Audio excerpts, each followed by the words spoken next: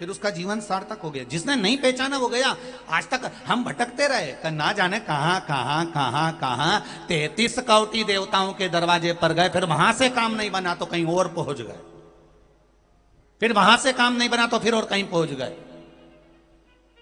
अपने ही धर्म से हम भटकते चले गए और भटकते भटकते भटकते भटकते अंत में हताश होकर बैठ गए कि भैया अब तो कहीं काम नहीं होने वाला, अब तो सब बेकार है। तब जाकर आखिरी में शंकर भगवान पर विश्वास आकर टिका और फिर कहेंगे तुम्हें कहीं जाने की जरूरत नहीं है, तुम्हारे घर के पास में जो शंकर का मंदिर हो, एक लोटा जल लेकर उस शंकर भगवान के मंदिर में जाना प्रारंभ कर दो, एक लोटा जल चढ़ाना प्रारंभ कर दो, अपने दिल की बात मेरे महादेव से कहना प्रारंभ कर दो, वो सुनेगा और दिल से सुनेगा, क्योंकि वो बहुत दूर नहीं है, वो कंकर और शंकर में समाया हुआ है, वो मृत्यु निवास करता है,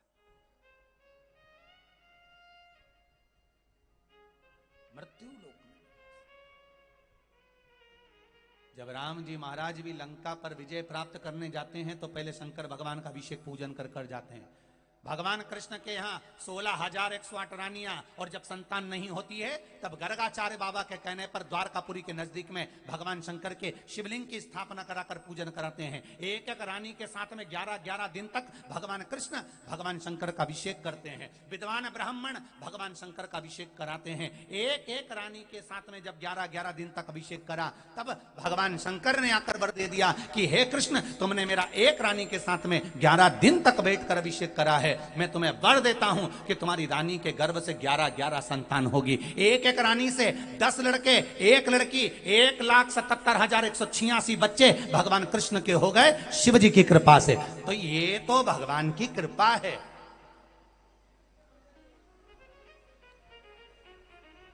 एक किसी ने पहले भी प्रश्न करा था कि गुरुजी ये आंकड़े की जड़ वाला प्रयोग और भगवान शंकर का ये प्रयोग करते हैं तो कई लोगों को हमने देखा कि उनके जुड़वा छोरा छोरी होते हैं, तो एक क्यों नहीं होता? हमने कहा भगवान जब भी देता है तो फाड़ के देता, उसमें क्या टेंशन।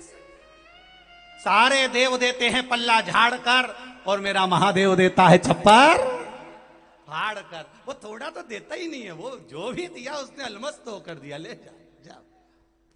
चोर को कुबेर बना देता है वो। तो ये साधारण सा विषय है।